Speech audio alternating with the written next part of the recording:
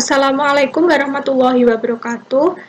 Baik, sebelumnya kami dari kelompok 8. Di sini kami akan menjelaskan mengenai materi manajemen keuangan desa, yaitu tentang pengelolaan keuangan desa.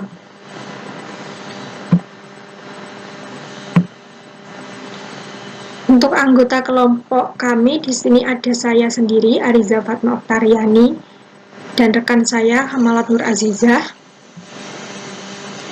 Baik, selanjutnya saya akan menjelaskan mengenai pengertian pengelolaan keuangan desa.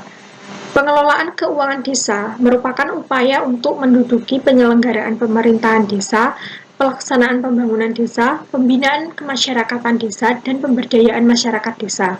Pengelolaan keuangan merupakan suatu siklus yang terdiri dari perencanaan, penatausahaan, pelaporan, pertanggungjawaban, pembinaan, dan pengawasan, pelaporan serta pemantauan dan evaluasi.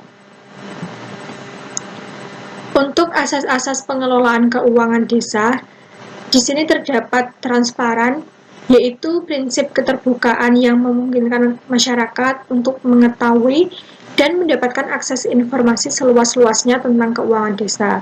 Kemudian akuntabel, yaitu perwujudan kewajiban seseorang untuk mempertanggungjawabkan pengelolaan dan pengendalian sumber daya dalam rangka mencapai tujuan yang ditetapkan. Lalu partisipatif, yaitu penyelenggaraan pemerintah desa yang mengikut sertakan kelembagaan desa dan unsur masyarakat di desa. Dan yang terakhir, tertib dan disiplin anggaran, yaitu keteraturan, keserasian, dan keseimbangan dalam pengendalian penyelenggaraan pemerintah desa. Selanjutnya, kekuasaan pengelolaan keuangan desa.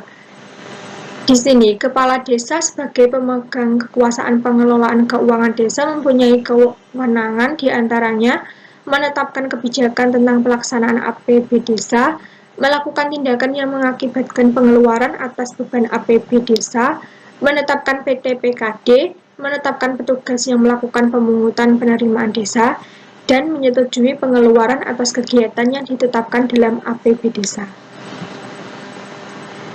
Selanjutnya, perencanaan dan penganggaran, di mana pemerintah desa menyusun perencanaan pembangunan desa sesuai dengan kewenangan dengan mengacu pada perencanaan pembangunan kabupaten atau kota.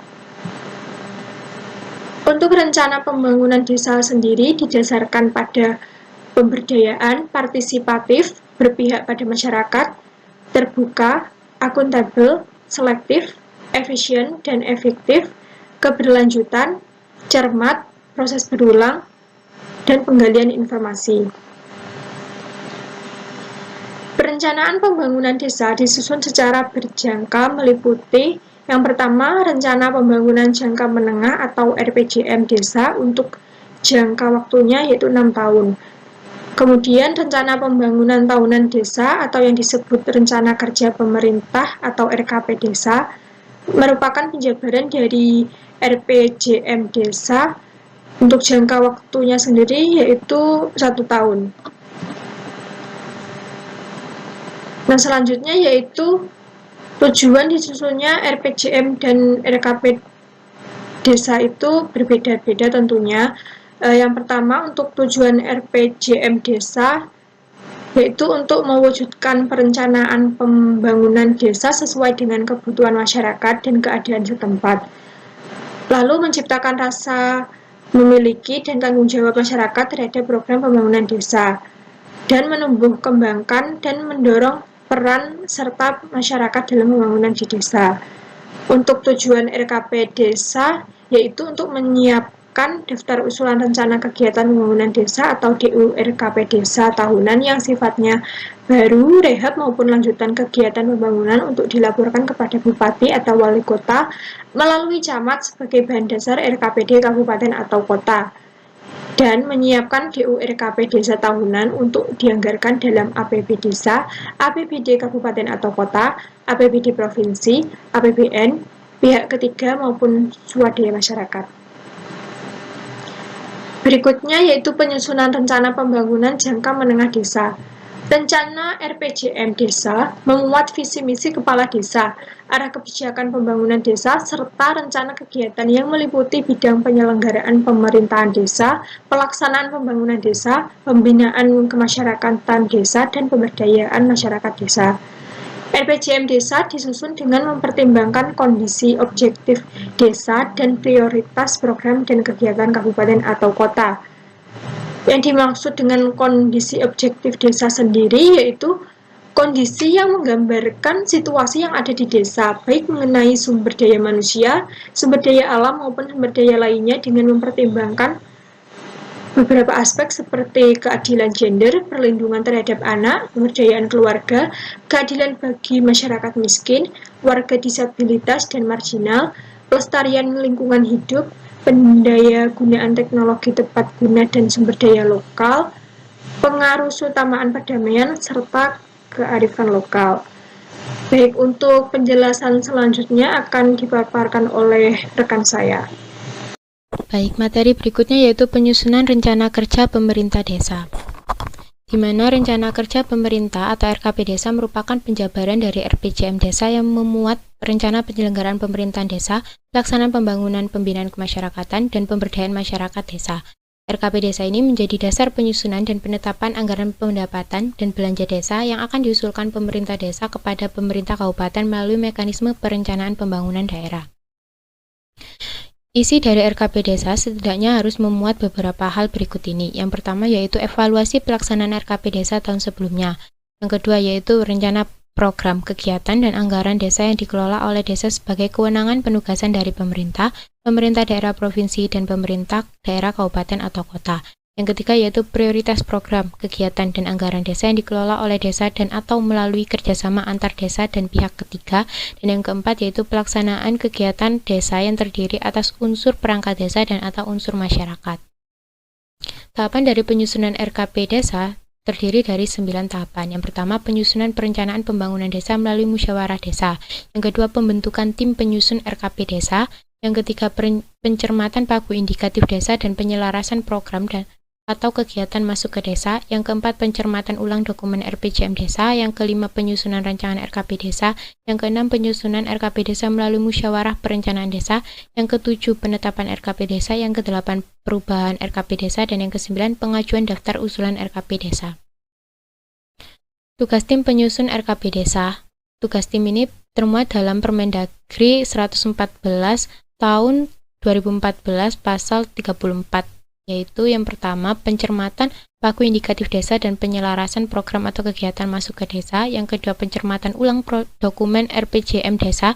Yang ketiga, penyusunan rancangan RKP desa. Yang keempat, penyusunan rancangan daftar usulan RKP desa.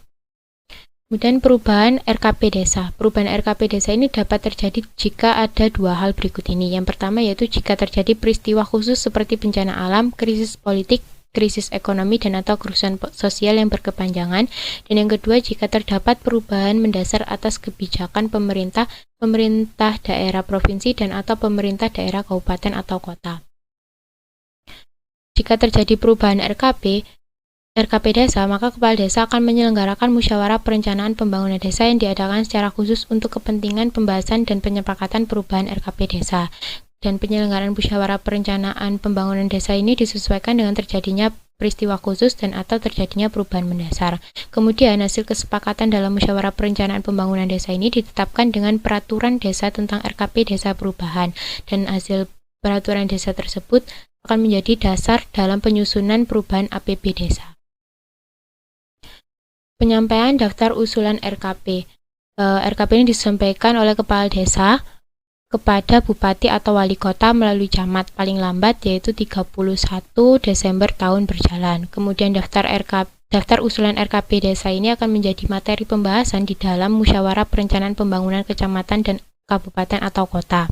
Selanjutnya, bupati atau wali kota menginformasikan kepada pemerintah desa tentang hasil pembahasan daftar usulan RKP desa. Yang selanjutnya, informasi tentang hasil pembahasan daftar usulan RKP desa tersebut diterima oleh pemerintah desa setelah diselenggarakannya musyawarah perencanaan pembangunan di kecamatan pada tahun anggaran berikutnya. Dan informasi yang diterima ini paling lambat pada Juli tahun anggaran berikutnya. pembangunan desa. Pembangunan desa ini terdiri dari dua, yang pertama itu pembangunan desa berskala lokal dan yang kedua pembangunan sektoral daerah yang masuk ke desa. Di mana pembangunan desa berskala lokal desa merupakan pelaksanaan pembangunan desa berskala lokal dikelola melalui swakelola desa, kerjasama antar desa dan atau kerjasama desa dengan pihak ketiga. Kepala desa mengordinasikan persiapan dan pelaksanaan pembangunan desa terhitung sejak ditetapkan APB desa. Kemudian untuk pembangunan sektoral dan daerah yang masuk ke desa, yaitu pembangunan desa yang bersumber dari program sektoral dan atau program daerah dilaksanakan sesuai dengan ketentuan dari pemerintah daerah provinsi atau pemerintah daerah kabupaten atau kota. Tahapan dari pelaksanaan kegiatan pembangunan ini ada 7. Yang pertama yaitu rapat kerja dengan pelaksana kegiatan. Yang kedua pemeriksaan pelaksanaan kegiatan infrastruktur desa. Yang ketiga perubahan pelaksanaan kegiatan. Yang keempat pengelolaan pengaduan dan penyelesaian masalah. Yang kelima penyusunan laporan hasil pelaksanaan kegiatan. Yang keenam musyawarah pelaksanaan kegiatan desa dalam rangka pertanggungjawaban hasil pelaksanaan kegiatan. Dan yang ketujuh pelestarian dan pemanfaatan hasil kegiatan. Kemudian untuk perubahan pelaksanaan kegiatan pembangunan ini dapat dilakukan dengan ketentuan yang pertama, penambahan nilai pagu dana kegiatan yang ditetapkan dalam APB desa dilakukan melalui bantuan pihak ketiga, swadaya masyarakat, dan bantuan keuangan dari pemerintah provinsi, dan atau pemerintah kabupaten atau kota. Yang kedua yaitu tidak mengganti jenis kegiatan yang ditetapkan dalam APB desa. Dan yang ketiga tidak melanjutkan kegiatan sampai perubahan pelaksanaan kegiatan disetujui oleh kepala desa.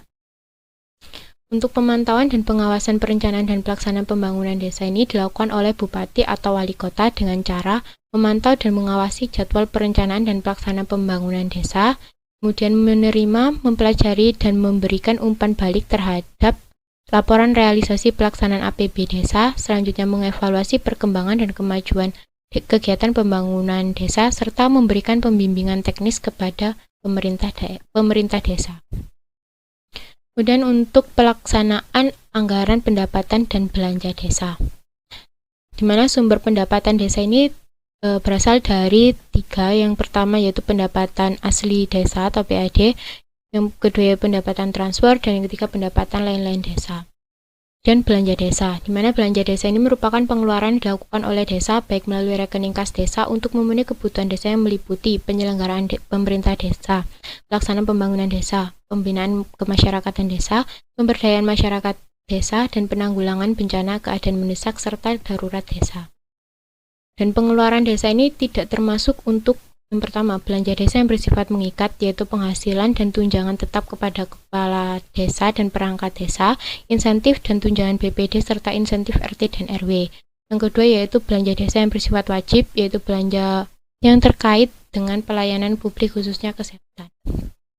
Nah, semua penerimaan dan pengeluaran desa dalam rangka pelaksanaan keuangan desa dilaksanakan melalui rekening kas desa.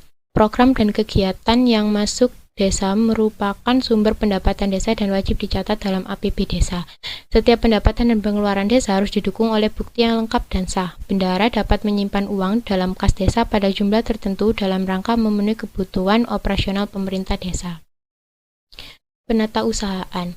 Kepala desa dalam melakukan penatausahaan keuangan desa harus menetapkan bendahara desa. Penetapan bendahara harus dilakukan sebelum dimulainya tahun anggaran bersangkutan dan berdasarkan keputusan kepala desa.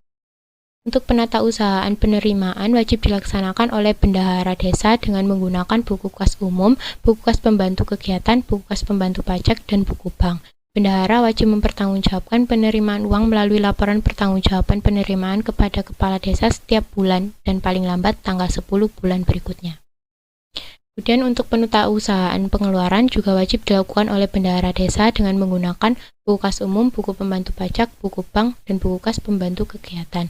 Bendahara juga wajib mempertanggungjawabkan penggunaan uang melalui laporan pertanggungjawaban pengeluaran kepada kepala desa setiap bulan dan paling lambat tanggal 10 bulan berikutnya.